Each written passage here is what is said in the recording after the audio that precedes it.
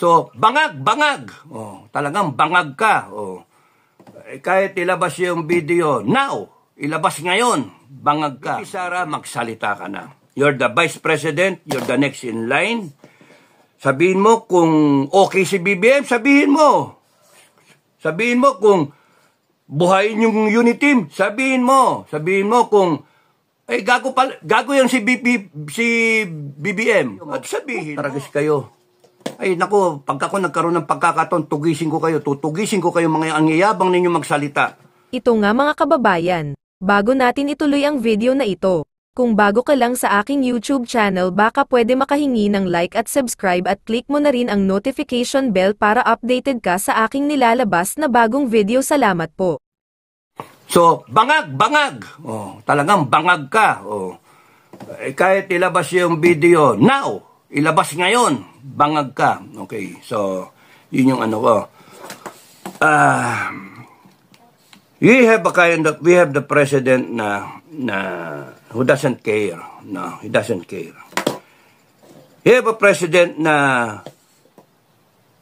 when he was a candidate running for president, he gave us all the sweet words and promises just to beat the other presidential candidates. And most of us were swayed into voting him. Of course, we considered the actions of BP Sara who teamed up with him sa unit team and vouched for him. But she was also deceived because itong si BBM, in sweet words, ginagamit lang pala ang pamilyang Duterte, ang kasikatan ni Sara, at para hindi siya tumakbo against BBM kasi wala siyang laban. So, naging BP si BP Sara. So, right now, sa mga nangyayari ngayon, ang advice ko kay BP Sara, you speak up already. Huwag mo nang hintayin yung June 30, you speak up already. Kung ano yung nasa puso mo, kung ang Pilipino ay nasa puso mo, Madam Vice President BP Sara Inday, magsalita ka na. Sabihin mo kung ano yung nararamdaman mo. Kasi kami, sinasabi namin, lahat ng nagko-comment dito sa akin, like, share, subscribe, lahat na nagko-comment dito, sinasabi nila yung nararamdaman nila. Yun yung feel nila. So, starting now, Happy Easter sa lahat. Happy Easter, BP. Happy Easter sa lahat ng vlogger. Happy Easter, AFP at PNP. Happy Easter sa lahat ng kalabang ko. Sa lahat ng busit na busit sa akin. Happy Easter sa inyo. Ang sa akin, let's draw the line. Okay? Let's draw the line. Today, starting today, is my speak up day. And every day, I will speak up and say what I want to say. Regardless kung ano yung sasabihin niyo, wala akong pakialam. Ang sa akin, ngayon, simulan ko, BP Sara, magsalita ka na. You're the Vice President, you're the next in line. Sabihin mo kung okay si BBM, sabihin mo. Sabihin mo kung buhayin yung unit team, sabihin mo. Sabihin mo kung gago yan si BBM. At sabihin mo.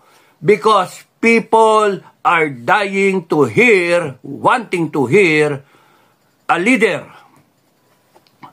Pinagdadasalan nila na si BBM pansinin ng Pilipino, hindi pinansin. O ano ngayon, nanganapin ng tao? Leader. Kaya ang daming mga nagsasalita nakapaligid sa iyo na yung iba attempting maging leader. Yung iba ayaw maging leader, pero nagsasalita rin.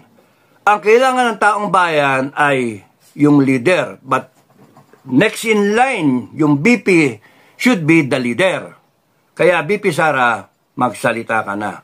Huwag niyo isipin yung June 30, huwag niyo na isipin yung 10 years, huwag niyo na isipin yun. Problema ng taong bayan yun. You stand up, you speak up, sabihin mo kung ano yung nararamdaman mo. Straight from your mind, straight from your heart. BP Sara, kasi ang nangyayari ngayon, naghihintayan lahat. No, naghihintayan lahat. Salita-salita vlogger, magbibigay na kanilang comment, maya-maya, buta. O kaya biglang magbabarahan. Mga vlogger disunited. Magsasalita ang isang pro Duterte O tapos nun, asa-asa tayo. Biglang wala pa rin. Magsasalita mismo si FPRRD na ayan na. No, lusob na. Biglang mag-dampener. Biglang ang tapang-tapang nun sa Davao. Biglang sa Cebu, tahimik. Yung hindi ganun kaano. Tapos, all the vloggers will justify yung actions. Ang sa akin, I am speaking, no? May mali eh. People of the Philippines, may mali. Kaya nga sa akin, ang ano ko, ang stand ko ngayon, Armed Forces tsaka PNP, Game of the Generals, Plug, People of the Philippines. You stand up and speak out na kung ano yung gusto nyo sabihin nyo para maintindihan ang lahat ng tao, para maintindihan ang lahat ng buong Pilipinas, buong mundo, ano yung gusto nyo. Gusto nyo ng gera, sabihin nyo, gusto nyo ng gera. Gusto nyo na si BBM, tama yung ginagawa ni BBM, kumampi sa Amerika, tama yan, may US bases dyan, protektado tayo, sabihin nyo, you speak out kung ano yung gusto ninyo.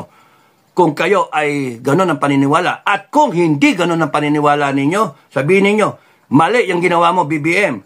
Kami ayaw namin ng gera. And I am saying that, ayaw ko ng gera. Ina mo, ayaw ko ng gera. Isasabak mo Pilipinas sa gera, handa ba tayo? Hindi naman tayo handa. AFP, handa ba tayo? Hindi nga organize yung ating mga reservists. Wala nga equipment. Yung procurement nyo nga, kulang pa yung pera. Nagdasal pa kayong ganyan. Pingi pera, pang real talk, Armed Forces, tsaka PNP. Hindi tayo handa para sa isang gera. Takot na tayong rumispande doon sa West Philippines na yan. Hindi nga ilang maneuvering ang ginawa ng China, panig-diplomatic protest tayo, biglang tatapang kayo? For what? You face reality. AFP and PNP, galit ako. You face reality. Huwag kayong basta-basta sasabak sa gera because stupido. Yung tapang-tapangan na blues na yan, kalokohan yan. Magtapang-tapangan kayo pagka nakita ninyong handa tayo. Hindi pa nga handa ang Pilipino, iba nga ayaw ng gere. Ako, nalaban ako kung gusto ko. Nalaban ako pagka kinakailangan. Pero ngayon nakikita ko, kagaguhan yung ano na yan. We declare neutrality, yun ang malaga sa akin. Yan ang para sa akin. Ngayon, kung gusto nyo ng gera, sige, sulong kayo sa gera. Sumulong kayo. Ang sama ng ano natin. AFP, PNP, Taong Bayan, yung tatlo kong piyesa, no? Masyado tayo sinubo ng mga politiko, masyado tayo sinubo. Simula nung EDSA 1 na yan, panahon pa nga ni Marcos at saka yung mga predecessor niya. Mula panahon ni Aguinaldo, for that matter, in all that 100 plus years, sinubo tayo ng mga politiko natin sa alanganin. Enough na hanggang ngayon makita mo ang Pilipino, dumadaing pa rin, naghihirap pa rin, walang ano. Yung baha problema, ayan na naman ang tagulan. Problema na naman yung baha na yan. Dadating yung drought, problema yung tubig. Titipirin yung tubig kasi hindi kaya ng mga dam natin. Every year, gano'n, nakakabuisit na.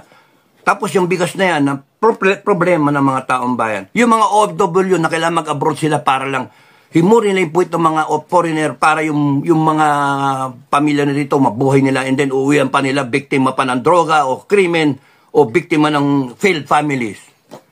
Anong klase tayong Pilipino tayo? Because yung mga politiko natin succeeded and still succeeds in doing what they want, magpayaman, propel themselves in power. And kayo taong bayan, AFP, PNP, anong ginagawa natin? We allow them. Gusto natin na mag-change of leadership and then we allow them again. Mag-time out substitution lang. Sa akin, enough. Tapusin na natin to. Kung kinakailangan magsakripisyo kayo, magsakripisyo tayong lahat. Pero enough. Tama na, itigil natin to. Baguhin natin ang Pilipinas. Kaya you say what you want to say sa Facebook account ninyo, sa YouTube, sa Reels ninyo. Real talk kayo. Posting niyo araw-araw hanggang sa madinig kayo. I-post niyo hanggang sa mabasa kayo. Ng mga kaibigan mo, ano ka na? Masyado ko nang palaban masyado ka nang maraming sinasabi. Sabihin niyo, sagutin niyo. Kasi I care so much for my country. There's an April 9 approaching, araw na kagitingan. Pakita ninyo lahat mula ngayon hanggang araw na kagitingan na kayo'y seryoso na gusto niyo ilabas yung pagka-ano ninyo, pagka magigiting ninyong Pilipino. Hindi yung ang daming nagsasalita na kakantingin pa yung, mga pro-China kayo, mga putaragis kayo. Ay naku, pagka ako nagkaroon ng pagkakataon, tutugisin ko kayo mga angyayabang ninyo magsalita na sisiraan nyo pa yung mga ibang tao na mga pro-China kasi kayo. Pro-Pilipino kami. Ako, pro-Pilipino kami. Nakikita ko, nakaamoy na ako ng bala. Nakasabak na ako. Even yung mga generals, yung mga yan, yung mga ayaw nila na yung meron silang mga apo tapos bigla tayong mga evacuate. Saan kayo pupunta?